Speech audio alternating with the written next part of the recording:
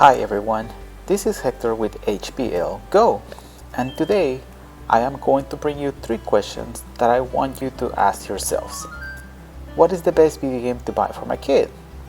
Is this particular game suitable for my kid? How can I make an informed decision on whether this game is good or not? In this video, I am going to explain you how to answer these questions. Many years ago, there was a need to identify games by category to help people do informed decisions on video games, just like movie ratings.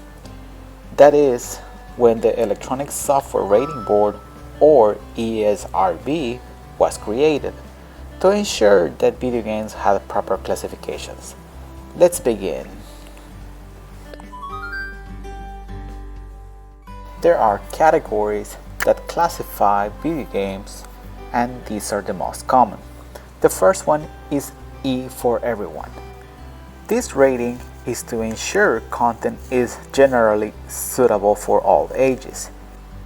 It may contain minimal cartoon, fantasy, or mild violence or infrequent use of mild language.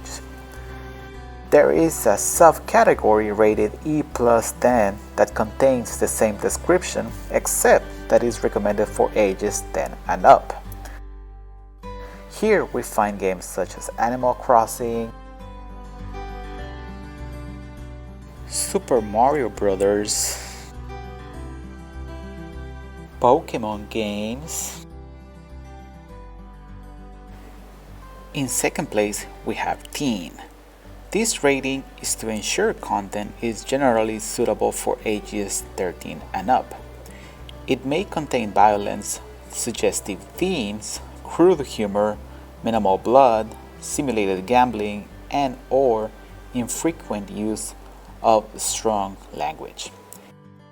Here we find games such as Dragon Ball FighterZ and shooter games such as Destiny, just to name a few.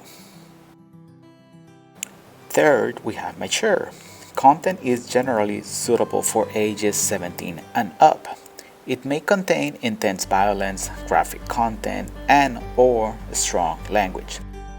For the sake of this presentation, I will not show any strong footage, but some examples are Mortal Kombat, Resident Evil, among many others.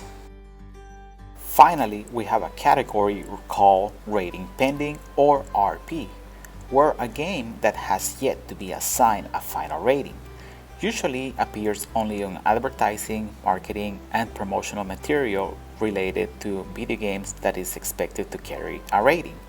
A rating will be assigned soon. Alright everyone, I hope this video was very informative to you. I cannot make a recommendation on what you buy, but hopefully these tools are able to help you make an informed decision. This was Hector with HPL Go. Stay safe, stay healthy, and I'll see you on the next video. Bye bye.